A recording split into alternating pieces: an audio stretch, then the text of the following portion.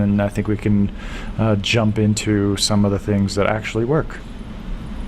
So mine are mine aren't really hacks in the sense of like this is a better way to do this, but just weird habits that I've developed. That's what we're talking about. And like I said, we've been doing it for so long that certain things that might seem simple to us and just like, second nature, I think a lot of folks will get some use from. Okay. All right, so I'm gonna go down my list. We don't have to discuss all of these, in super I have length. show and tell. I brought props, man. Oh, you brought props? I I brought one prop too. This one's a cool one, and the first one I've been wanting to talk about, but I haven't. It doesn't really warrant a post because I don't think the manufacturers would love this. Is I mix and match my algae scraper magnets. There's certain scrapers that are better on the inside, and then there's certain scrapers that are stronger and easier to grip on the outside. And if I'm being perfectly honest, the Toonsy scraper, it's got a fiberglass infused plastic blade. That thing is like self-sharpening. I will get a solid year of regular use from the Toonsy Care magnet, but even with the new floater device, I can't remember what that's called right this second, it doesn't hold on to the tank quite that great. And so I will put a MagFlip magnet on the outside to have a bigger grip on the Toonsy Care magnet on the inside. And then for tougher algae, I'll use like a larger, much stronger magnet on the outside, and then I'll use the MagFlip metal blade on the inside. I know that's not for everyone. I mean, I've been collecting algae magnets for a long time, so I can do this. I can do this mix and match. But it's one of those things, I don't think I use any algae magnets one-to-one, except maybe 1 or 2 nano magnets on some of the smaller tanks. You didn't know about that one, did you? No, I'll admit, that would drive my OCD nuts a little bit. Like, everything's got to match. Yeah. But I see you your don't really point. see the internal magnet. Yeah. You don't really see it. But the handle on the larger MagFlip, it juts out. You can really get your hand around it. It just ergonomically, it's strong, and you can really get a good grip on it, and it just makes cleaning the algae off the glass just that much more enjoyable and that much more effective, right? There's nothing more frustrating than having a strong algae magnet that's leaving traces behind. I love the Toonsy Care magnet, but I was not happy with having the narrow handle on the outside. It's a tough thing. Yeah. So that foam, they give you 2 pieces, so it's too big. It is. It's too big on the outside. I don't mind it too bad, but yeah, it's and then the way it attaches, maybe I'm doing it wrong, but it's got these plastic strips that go over the soft felt. So I got a little worried, like, am I going to pick up some dirt one day with that and scratch? So then I started rigging it up with like, furniture mover pad type, or not furniture, but like stuff you attach to like cabinet doors and stuff. Right, I gotcha. Not because it like the plastic was like squeaking and stuff, but so I do use I repurpose a lot of old magnets, but what I like to do with them, I'm sure lots of people have done the glue some egg crate to it and make a magnet rack, right? But I like to get like a 2-inch PVC coupling, and I either super glue it or use something to glue it, and that becomes my feeding ring. Yep. Nobody makes somebody's going to prove me wrong, but I just have not found a feeding ring that I've been happy with, and that works best for me. There's been a few by MagFlip and eShops lately, but it's like $20-25, man. I already got magnets and PVC. I can slap that together, pretty like drunk and hungover with some super glue, no problem. But while we're on the topic of magnets, magnetize everything. Magnets every freaking where. But before you go magnet crazy, you always have to be suspicious of them. No one's magnets are so sealed that water will never get inside. That's just not a thing. You might think that plastic is, waterproof, but it actually isn't. It takes a certain grade of plastic that's very expensive to never allow any moisture in. And on a long enough timeline, every magnet will fail unless it's actually sealed in like really thick epoxy and done properly.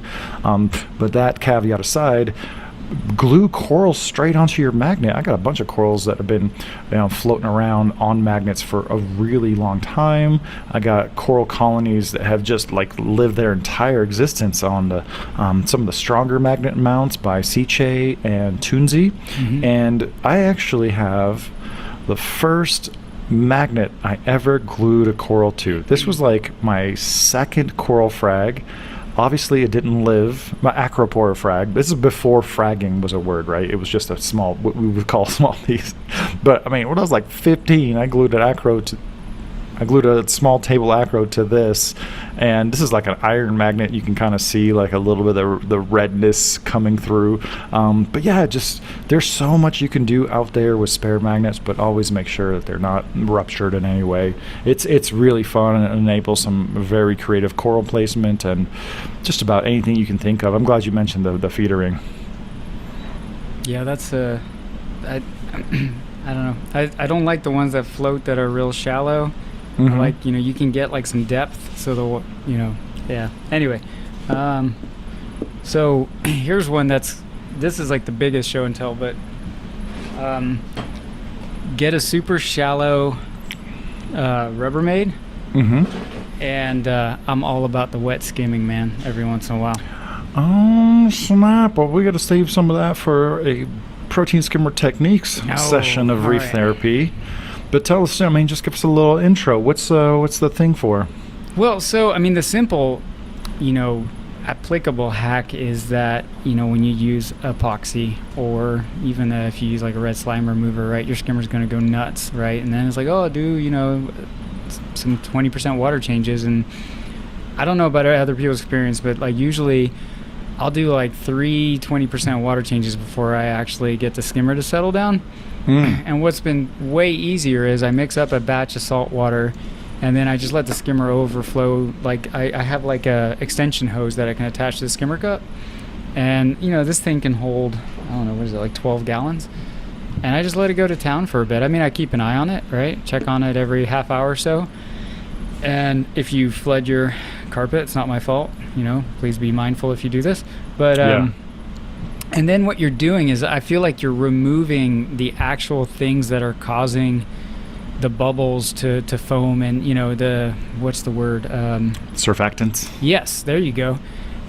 You're actually removing them more efficiently, and then you're replenishing that with salt water. And that, to me, is a lot less work than, doing a bunch of large-scale water changes.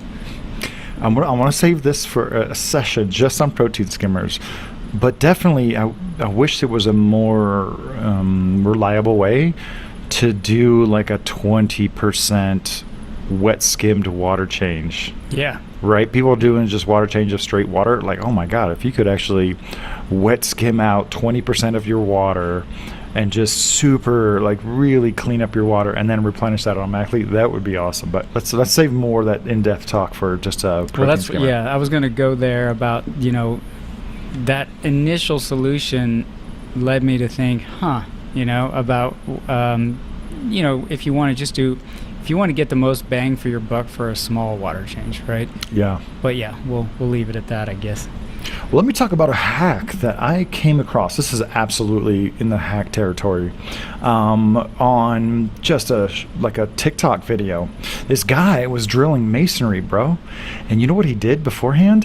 He took his masonry bit and he pressed it down on like a fine sponge to create a perfect cylindrical, really porous sponge to go inside of his hole saw. Do you see where this is going? Okay. And then when he went to go drill the masonry, he just took the sponge, filled it with water, stuck it in the bit, and as you press down, you are slowly applying water to the surface that you're drilling. So I've drilled a lot of glass tanks, and it doesn't take that much water. I have not tried that, sponge watering glass hole saw method, but I thought that was super cool, super interesting. I guess it really depends on how thick a glass you're drilling, because you don't want to run out of water. But I've done some silly things. I have drilled glass tanks of reef tanks that were set up by lowering the water level and then using a small little, like a syringe tip from our test kits in my mouth to gradually spit water where I was drilling. Not even kidding. There's pictures out there to prove it. Oh man, I've always just used like a putty and created like a little swimming pool. Yeah, that's probably what most people should do. I don't know if it's as effective because that water temperature will eventually not be cool anymore. But yeah, it worked. Well, it's all relative. Yeah.